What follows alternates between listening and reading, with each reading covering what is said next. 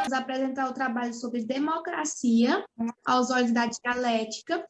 E, bom, o conceito de democracia, ele se estabelece como a soberania exercida do povo. Então, o povo é soberano mediante decisões políticas e também relacionado à cidadania. Então, a democracia, ela surgiu em Atenas, né, na Grécia Antiga.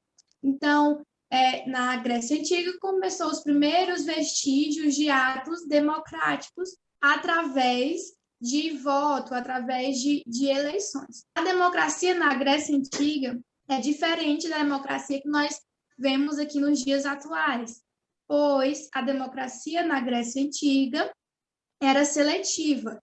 Então, só alguns poderiam ter o ato, né, praticar a sua cidadania através do voto na democracia. Então, as únicas pessoas que poderiam votar, no caso, seriam homens que fossem maiores de 20 anos e tivessem alguma posse, né? Então, teriam que ter alguma propriedade privada para poder exercer a sua cidadania através da democracia.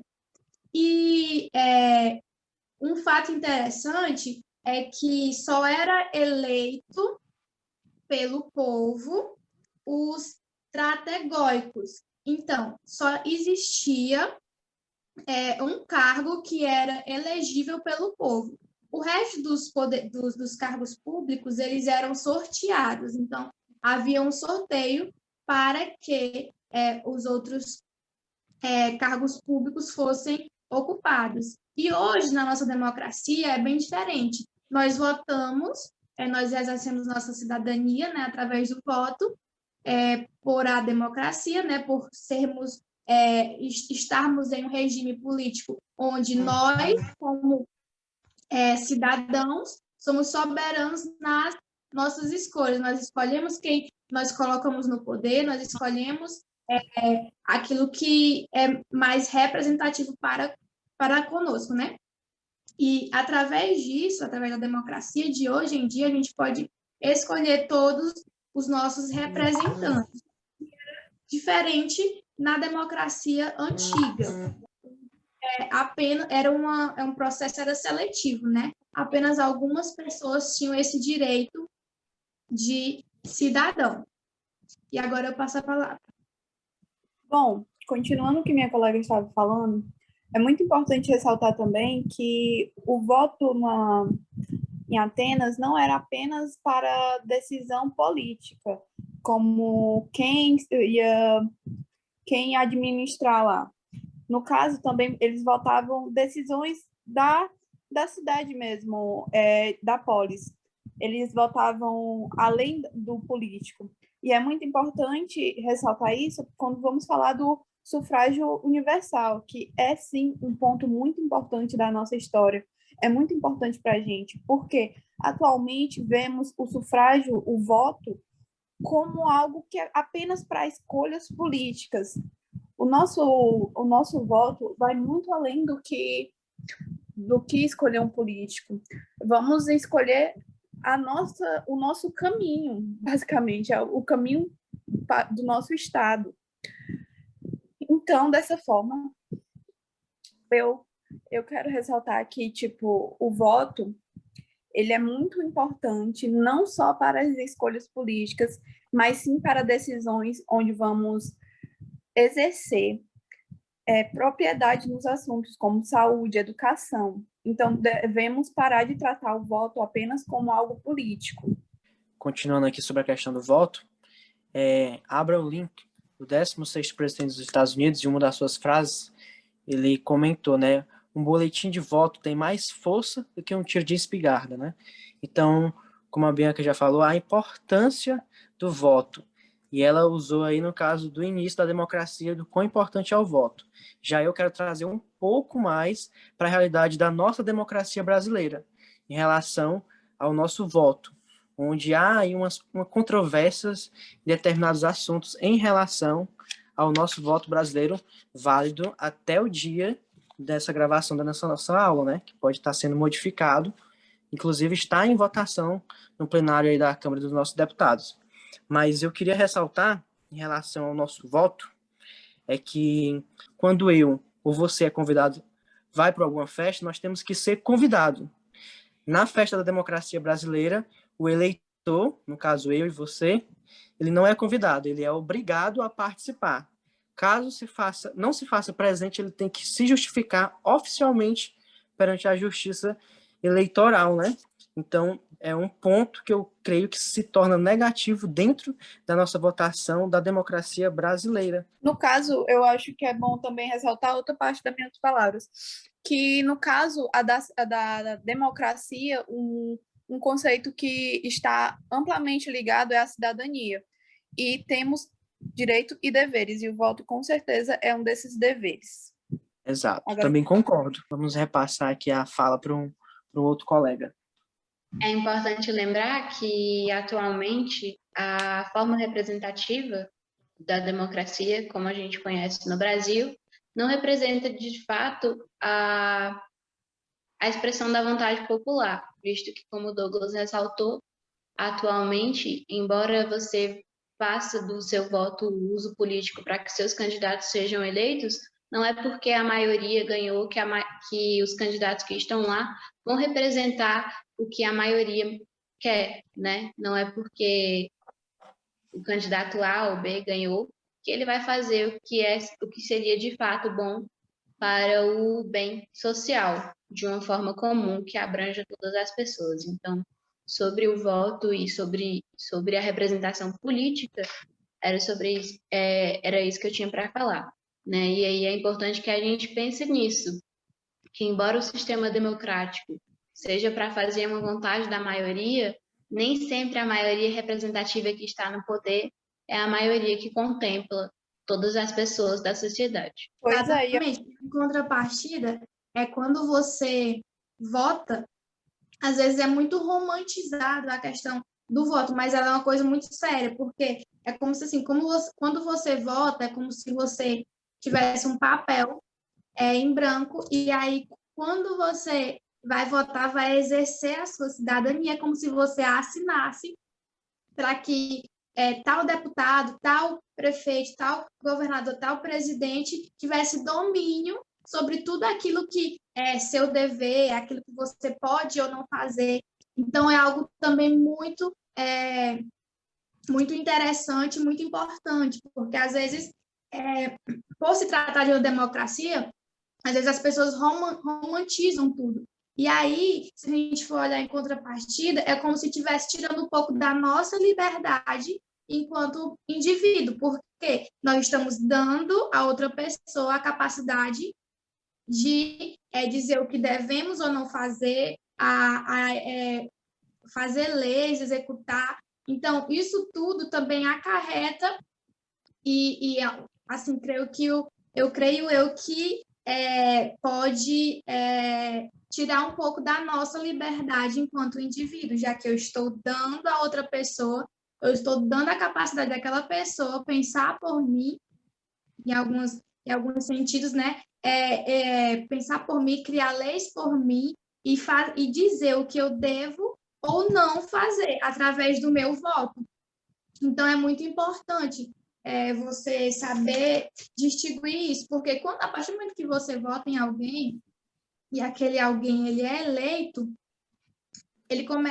você começa a se submeter a ele, né? Você se submete àquilo que ele vai dizer como verdade, aquilo que ele acredita, os princípios, o que ele acredita como verdadeiro, a Constituição, você começa a se submeter a tudo que está ao redor e tudo que faz parte da democracia, né?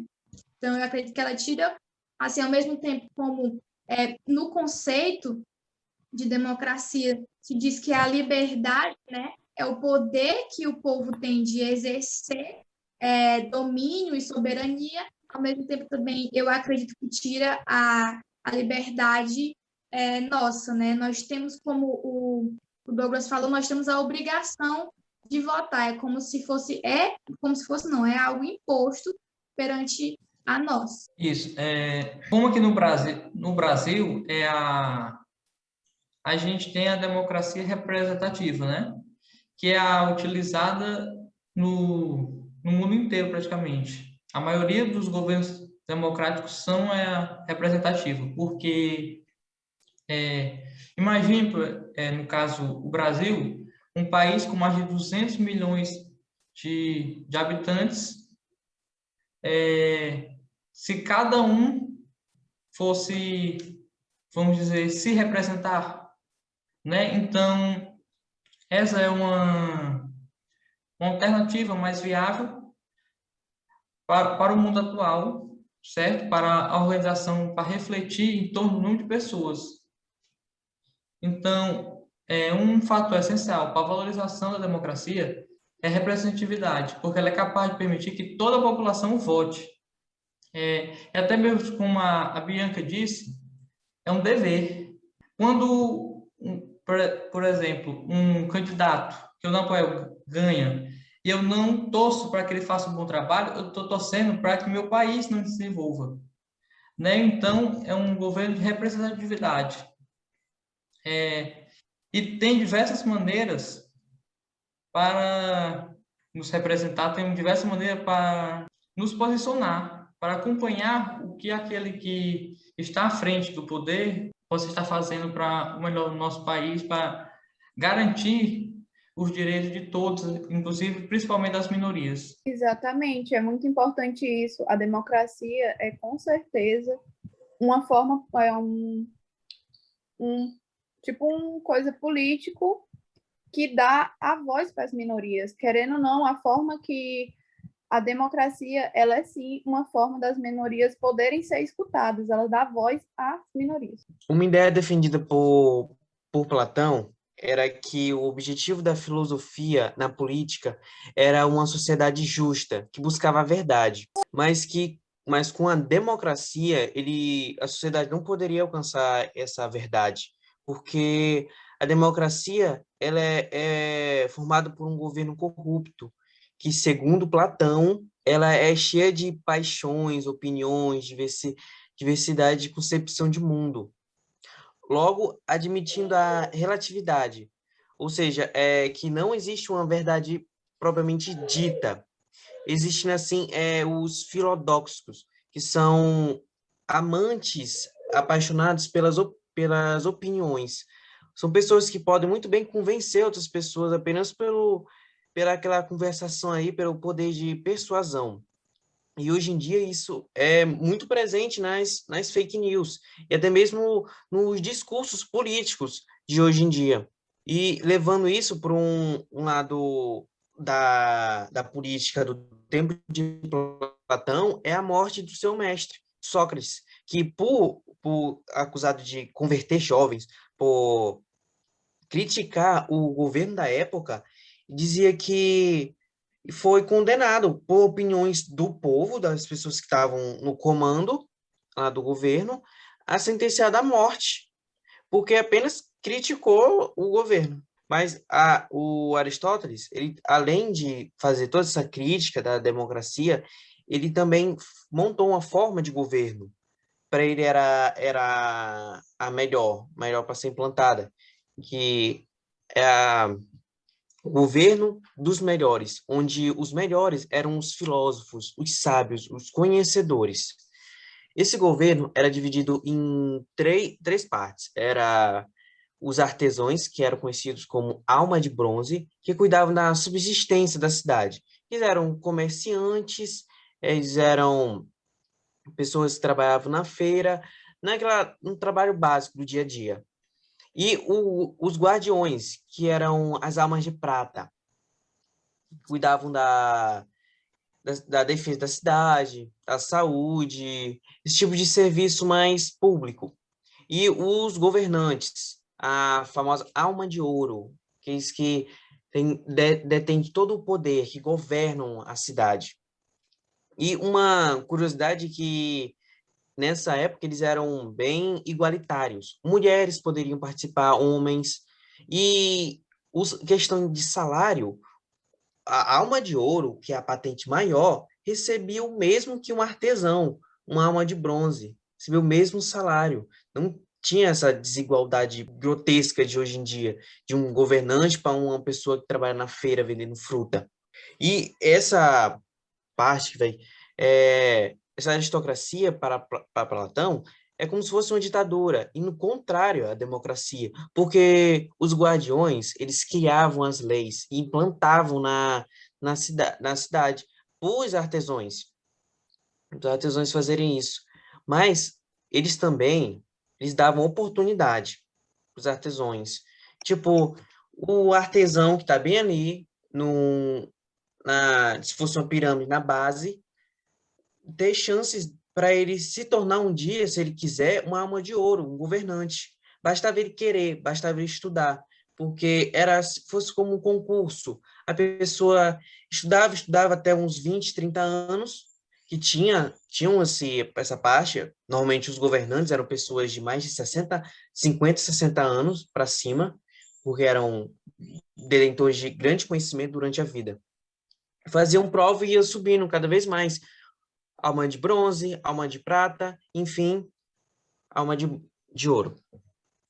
E ainda falando sobre a atual representatividade, né, da democracia, que é a democracia representativa, é importante a gente lembrar que lá atrás Aristóteles defendeu um termo chamado politeia, que era o governo a partir de muitos, e desta forma seria o que nós conhecemos atualmente como Estado de Direito.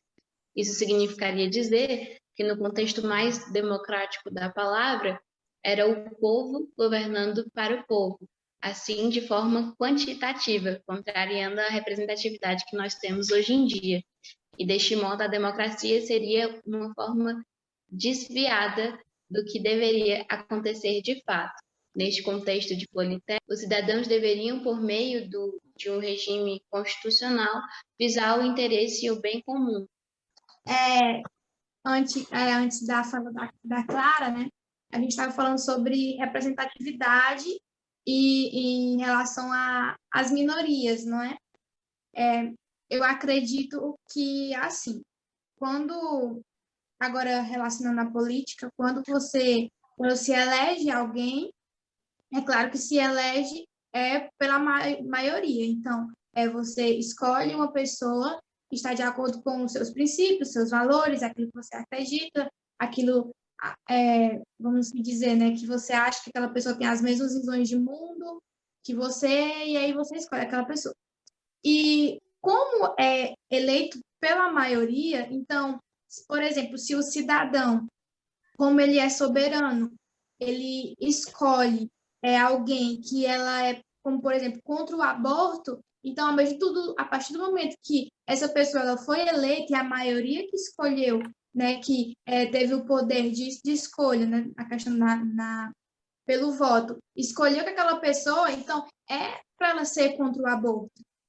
Por mais que a minoria seja a favor do aborto, mas por causa da maioria, né, da representatividade da maior população que escolheu aquele presidente, então ele é para ser contra o aborto, porque as pessoas que escolheram ele têm como princípio aquilo. E aí isso é parte do momento que a gente pode ver como a democracia, como ela não é em pleno no seu significado pleno, né? Ela não é a soberania de todo o povo. É como se fosse a soberania da maioria, né? Porque se a democracia é a soberania do povo, no caso, essas minorias elas não estão meio que se sobressaindo, né? Porque se minorias que eu falasse no sentido de pessoas que são, por exemplo, contra o aborto, ela não está se sobressaindo porque é a vontade dela, porque se no caso se ela pede para legalização do aborto e como a maioria que elegeu o presidente, a maioria conservadora não quer, então aquilo não vai acontecer. A democracia é o governo dos ricos. Então, é como se fosse um país governado pelos ricos. Então, os ricos, eles detêm, é como se eles tivessem o poder, né? Eles detêm do poder. A gente sabe que quem criou, né, esse termo foi Platão, Mas esse tipo de governo nunca aconteceu. Nunca aconteceu diretamente. Mas existem algumas situações que ocorrem na nossa democracia que pode ser vista como uma plutocracia. Como, por exemplo, acontece muito assim em cidades menores, né? Em interiores e essas coisas, cidades menores. Que é a questão de que prefeitos, governadores, deputados, eles só, muitas das vezes, só conseguem chegar ao seu objetivo, a uma Câmara, a ser deputado, a ser prefeito, por remuneração, né? Alguém dá apoio financeiro. E isso pode ser, a gente pode citar como um tipo de plutocracia, porque é um governo através dos ricos. O rico dá o dinheiro para quem ele quer que seja eleito. E através disso, ele tem mais chances de ser eleito por conta do dinheiro, por conta da compra de voto. Então, isso é uma falha na democracia, porque aí tira meio que a soberania do povo, né? Tem uma crítica socrática que eu defendo muito, que é justamente nesse ponto que as pessoas entram na forma de governo não por merecer, não pelo seu conhecimento, mas por bonificações de outras pessoas que botaram ela lá. Que eu vou usar como para exemplificar, para melhorar, exemplo, a gente tem um navio, aí o capitão morre, aí quem é que vai assumir o controle da embarcação? Aí as pessoas vão lá, tal, não vai, normalmente vai ser a pessoa mais conhecida, mais popular, mais legal, mas essa pessoa que é a mais legal não pode, talvez não conheça sobre navegação, sobre os conhecimentos náuticos. Às vezes tem outra pessoa que conheça mais, mas não é vista pela população. Tem um conhecimento lá para controlar e não controla. Isso por exemplo, vou levando agora saindo parte do exemplo, um leigo em ciência política, filosofia ou em ciências sociais não pode, não vai ter o poder de quem sabe muito desse tipo de... Isso se torna um ato de negligência por colocar uma pessoa no poder que não tem o conhecimento necessário para exercer aquela função. Às vezes não E tem competência, né? isso, e para ele, é um grande problema, porque as pessoas menos letradas não compreendem questões complexas e que vão, já que elas não compreendem essas questões, elas sempre vão procurar as respostas mais simples, mais fantasiosas para solucionar o problema.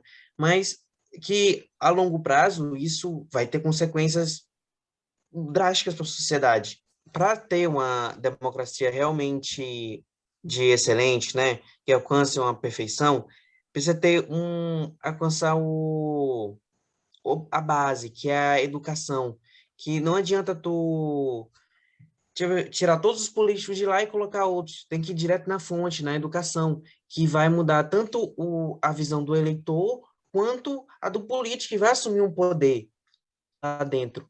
E com ele vendo as dificuldades das minorias, sendo em contato com diferentes pessoas, porque normalmente quem está no poder é uma pessoa que de classe alta, média para alta. E eu queria terminar só com uma frase do Anísio Teixeira, que é jurista e educador. Só existirá a democracia no Brasil no dia em que se montar no país a máquina que prepara as democracias. Essa máquina é a escola pública. Compreendo que a democracia ela é uma forma boa de governo, tanto que é a nossa hoje em dia, mas que tem vários pontos que devem ser corrigidos, tanto nos nossos representantes políticos, quanto nós mesmos, eleitores, que tem que ter consciência na hora do voto, em raciocinar em quem votar, e até mesmo depois de votar também. Exatamente. E além do voto, como eu falei, porque democracia não é só votar em político, é muito além do que isso. é participar, no caso, né? A democracia ela só vai ser válida realmente quando cada cidadão souber que tem que participar da democracia, não somente no hábito de exercer o título de cidadania na votação, mas participar acompanhando a votação, acompanhando, no caso, o trabalho dos nossos representantes eleitos por nós e cobrando e literalmente participando dentro do hábito aí de todas as votações e tudo. O brasileiro tem que participar mais, viu? Além disso, um conselho para a gente aqui, para as pessoas que estão nos assistindo, que a gente fala muito de corrupção, né? Que político rouba muito e tal, mas a gente não se dá conta que a gente mesmo, no nosso dia a dia, a gente, assim, sem nem perceber, a gente comete isso também no ato que a gente fura uma fila. Quem nunca furou uma fila de um recreio, de uma fila de banco? Isso é corrupção. Tu tá te botando na frente dos outros, pegando uma vaga dos outros. Se É, beneficiando. É isso, é se beneficiando do outro. muito importante esse comentário do colega Pedro, até porque as pessoas ela têm o pensamento de falar que só é escandalizante a corrupção do político porque rouba em grande escala, em grandes valores. Mas o simples ato de simplesmente furar uma fila, ou até mesmo não se levantar para uma pessoa idosa sentar no ônibus também é falta de responsabilidade dentro da nossa hábito de cidadão, da democracia. E aí é também desonesto, né? Assim como os representantes que são corruptos. Isso, justamente. E muitas vezes as pessoas tentam justificar.